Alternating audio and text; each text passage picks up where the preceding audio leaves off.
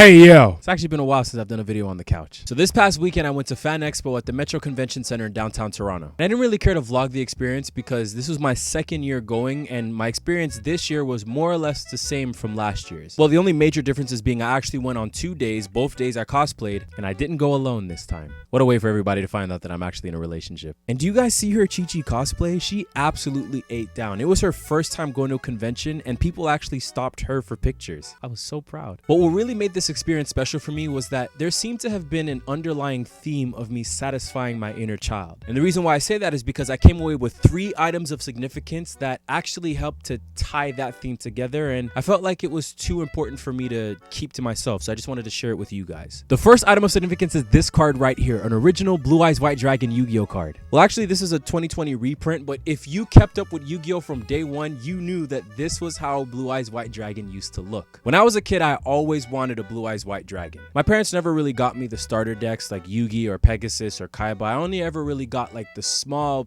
packets that you find on convenience store counters that only had like miscellaneous cards in them. And I had decent cards. I mean, I would always pull a Dark Magician or a Summon Skull, Dark Hole, Monster Reborn, a body part from Exodia. And I had a Red Eyes Black Dragon, but I really wanted a Blue Eyes White. I beg your pardon? My desire to get a Blue Eyes White Dragon turned into an obsession. I would print out copies of a Blue Eyes White Dragon on a piece of paper and like glue it to like Yu-Gi-Oh cards that I didn't like or didn't want. And then it turned into desperation when I traded one of my friends my Red Eyes Black Dragon for his Toon Blue Eyes, which at the time I didn't care because it was the closest thing to a Blue Eyes White Dragon that I was gonna get. But then I realized I got gypped when I tried to use my Toon Blue Eyes in a battle, only for me to find out that I needed Toon World for me to summon him. My friend didn't tell me that and I was laughed out of the cipher because of it.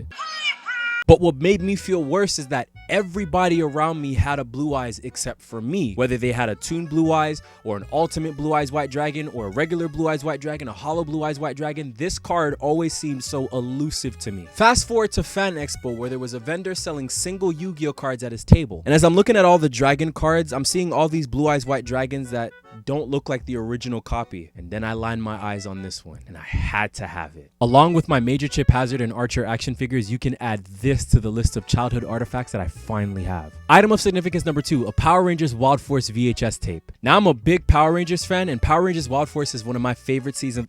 Scratch that. It's my favorite season of all time. When I was in the 2nd grade, and I think for my birthday, I was gifted a VHS copy of Power Rangers Wild Force Curse of the Wolf, which contained the first 4 episodes of the Zanaku arc. I watched that tape religiously, so much so that I memorized everything about the tape, from the dialogue to the fight sequences to the morph sequences to even like the music cues. Then one morning before school, I remember my dad was so mad at me because I wanted to take the tape to school to show it to my friends, but because he didn't want me showing violent content to other kids, he smashed the tape on the floor. Had he not done that, I would have probably still had the tape because a lot of things from my childhood I still have. Fast forward to Fan Expo, there's this vendor who's selling a whole bunch of retro junk and old school toys and things of that nature, and at the corner of the shelf I happen across this tape. Now remember, I had Curse of the Wolf, which was the first half of the Zanaku arc. This is Identity Crisis, the second half, and mind you, this was $60. And as I was holding this tape in my hands, the little boy in me just jumped out. I was telling my friends and my girlfriend about my love for Power Rangers Wild Force, my love for this arc specifically. I was telling them everything that I just said a few seconds ago, and because the vendor saw how enthusiastic and nostalgic I got over this one tape, he offered to sell it to me for $20. And the craziest thing about it is I wasn't even thinking to intentionally gush over Power Rangers just to get him to sell this to me less, but real recognizes real, and he really recognized the sentimental value of selling this for $40 less than what he originally charged to somebody who really appreciates it. And finally,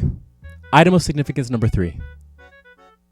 That's me and Corbin Blue, guys. So originally I was sort of on the fence about going to Fan Expo in my Powerline cosplay, and now I'm glad that I went through with it because the folks really loved it. And the reason why I even went through with it was because while I was trying to decide, it was announced that Corbin Blue was going to be at Fan Expo. And I saw that he had performed Eye to Eye at the Hollywood Bowl as part of a Disney Tributes concert, so I knew that he was going to rock with the cosplay. And evidently I was right, because the same reaction that Cleo Thomas had when he saw my Powerline cosplay was the same reaction that Corbin had. And I even told him that I did this cosplay specifically for him because I knew about the Eye to Eye performance at the Hollywood Bowl, and he really appreciated that. And then when I went to his table to get this picture signed, he was so nice. He was so down to earth. We had a really good conversation. I even told him about the Nineplex watch party when we watched Jump In on stream. And it was such a full circle moment for me because Corbin Bleu was a huge part of my childhood. I grew up watching Catch That Kid, High School Musical, Jump In. I grew up listening to his music, like Deal With It, Run It Back Again, Push It to the Limit. After Lee Thompson Young on The Famous Jet Jackson, Corbin Bleu was my representation on Disney Channel. As with all of the childhood icons and idols that I've met over the years, I've made it my mission to give them their flowers while they're still here to smell them. And it was no different with Corbin. I had to make sure that he knew just how much he means to me. I'm really collecting them like Infinity Stones.